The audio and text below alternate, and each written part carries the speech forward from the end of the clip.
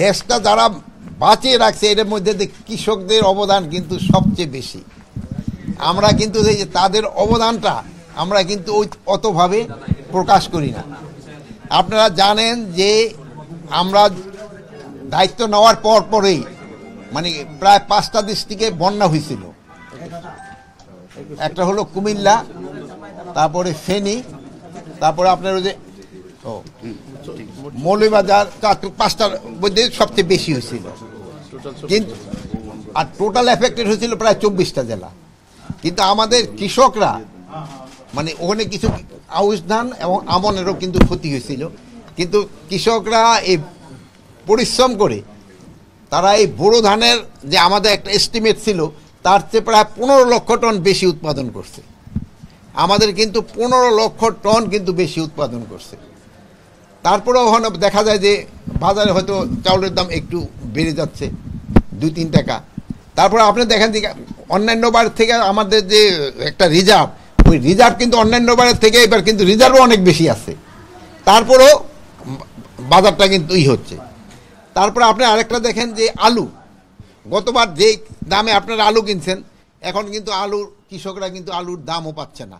তা আমরা চেষ্টা করতেছি কৃষকরা যেন আলুর দামটা পায়, এই জন্য এটা আমরা ওএমএস এর মাধ্যমে যেন আলুটা দেওয়া যায়, এই জন্য আমরা চেষ্টা করতেছি ওএমএস এর মাধ্যমে আলুটা দেওয়া। যেহেতু যদি কৃষক তার দাম না পায় নেক্সট বার কিন্তু তারা এই উৎপাদনের দিকে যাবে না। এই জন্য আপনারা চেষ্টা করতে হবে যে কৃষক যেন তার ন্যায্য দামটা পায়। স্পেশাল আবদার মানে মজার কিছু, তাই আমার সিক্রেট ম্যাগি স্বাদে ম্যাজিক ফ্রম নেসলে। এবং পেঁয়াজের ক্ষেত্রে আপনারা দেখছেন গতবার যে পরিমাণ পেঁয়াজের দাম ছিল, এবার কিন্তু কৃষক পেঁয়াজ উৎপাদন অনেক বেশি করছে। পেঁয়াজ উৎপাদন বেশি করা এবার কিন্তু পেঁয়াজ আমদানি কিন্তু না করেও কিন্তু বাজারটা মোটামুটি স্টেবল আছে। এটা কিন্তু এইগুলি কিন্তু কৃষকেরই কিন্তু অবদান। হ্যাঁ, আর প্লাস আমরা এই যে ওই পেঁয়াজটা প্রিজার্ভ করার জন্য আমরা এই 8000 এয়ার ফ্লো দেওয়া হয়েছে, যেহেতু কৃষক যেন তার এই পেঁয়াজটা তার বাড়িতেই সংরক্ষণ করতে পারে। এখন জানেন যে আমাদের কিন্তু পেঁয়াজের ওরকম কোনো ওই হিমাগার নাই। প্লাস আমরা এই যে সবজি কালেন্ডার দেখছেন, শীতের সময় আপনারা দেখেন যে সবজির দাম অনেক সময় অনেক কমে যায়। যেমন মূলা, তারপরে এই যে ফুলকপি, এগুলির দাম হিসেবে টমেটোর দাম অনেক কমে যায়। আবার এই শীতের সিজনটা যাওয়ার পরেই যে সামার চলে আসে, এইটার ভিতরে একটা ট্রানজিট পিরিয়ড থাকে প্রায় 1-1.5 মাসের মধ্যে, যেহেতু শীতের থেকে অন্য সবজিটা আসার জন্য এই সময় কিন্তু আবার সবজির দামটা অনেক সময় বেড়ে যায়।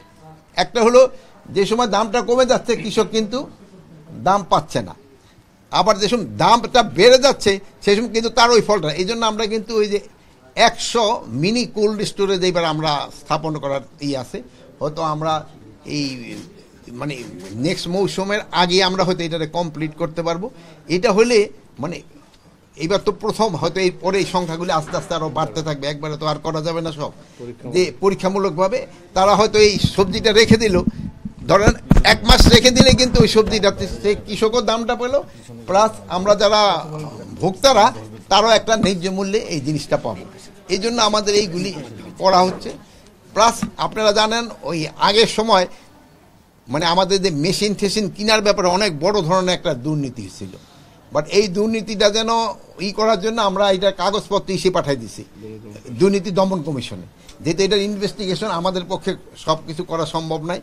এই জন্য আমরা বলছি দুর্নীতি দমন কমিশনে এটা ইনভেস্টিগেশন করা, যারা দুর্নীতি করছে তারা যেন শাস্তির আওতায় আসে।